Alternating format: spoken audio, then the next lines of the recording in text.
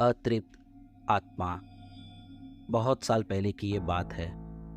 दूर कहीं एक गांव में एक हरिप्रसाद नाम का एक आदमी रहता था। उसकी 5 साल की लड़की थी, पर वह अक्सर बीमार रहती थी। उसका इलाज भी शुरू था।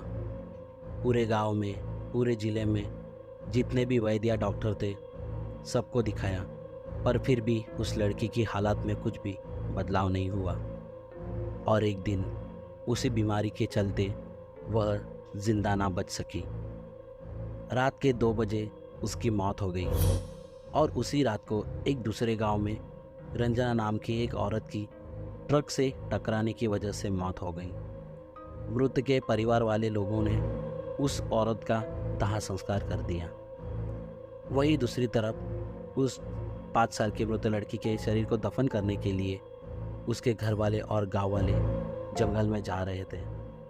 तभी अचानक रास्ते में उसकी शरीर में कुछ हलचल महसूस हुई और वह लड़की एकदम से उठ खड़ी हो गई। सारे लोग यह सब देखकर डर गए, लेकिन बाद में उस लड़की को जिंदा देखकर उसके परिवार वाले लोग बहुत खुश हो गए। पर उन सब लोगों को यह पता नहीं था कि उस लड़की के शरीर को किसी और की आत्मा ने जकड़ लिया है। उस 5 साल की लड़की के अंदर रंजना की आत्मा घुस चुकी थी।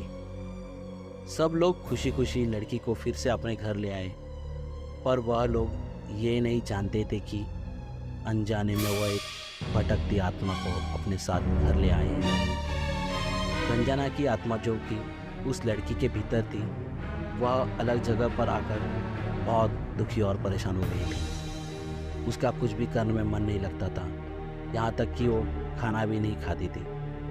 लेकिन उसकी माँ उसे अपने हाथों से खाना खिला देती थी।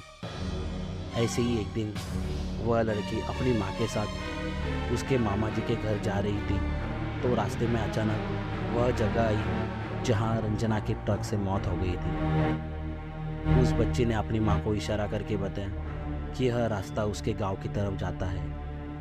उसकी माँ ने उसकी बातों को अनसुना कर दिया और अपने मामा जी के घर पहुंच गई। और ठीक उसी समय उसके मामा जी के घर के पास रंजना के गांव की एक औरत कमला किसी काम से आई हुई थी। रंजना की आत्मा कमला को देखते ही पहचान गई और इसे आवाज़ देने लगी। तभी कमला को भी उस छोटी बच्चे के मुंह से अपना नाम सुनकर आश्चर्य हुआ। कमला के पूछने पर उस छोटी बच्चे ने उसको अपनी पूरी घटना बता दी और बोली कि मेरी मौत से पहले ही मेरे घर वालों ने मुझे जला दिया था, तो मैं इस बच्ची की खाली शरीर को देखकर इसमें रहने लगी।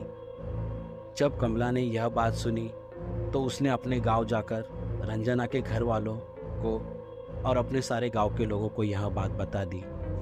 तो रंजना का पूरा परिवार और सभी गांव वाले मिलकर रंजना से मिलने आ गए। उन सबको देखकर रंजना की आत्मा ने सबको पहचान लिया और फिर उसके बाद वह अपने पूरे परिवार के साथ अपने गांव चली गई। पर रंजना ने उस छोटी बच्ची के गांव में वापस जाने से इनकार कर दिया, लेकिन लोगों के समझाने पर वह मान गई। इस तरह वह दोनों परिवारों के साथ रहने लगी। दोस्तों, दरअसल ये पूरी तरह से एक काल्पनिक कथा है। इसका वास्तविकता से कोई भी संबंध नहीं है। इसे तो बस आपके मनोरंजन हेतु बनाया गया है। मगर फिर भी किसी घटना से अगर ये कहानी जुड़ी हुई लगे तो उसे केवल और केवल सिर्फ एक इत्तेफाक या संयोग समझिए।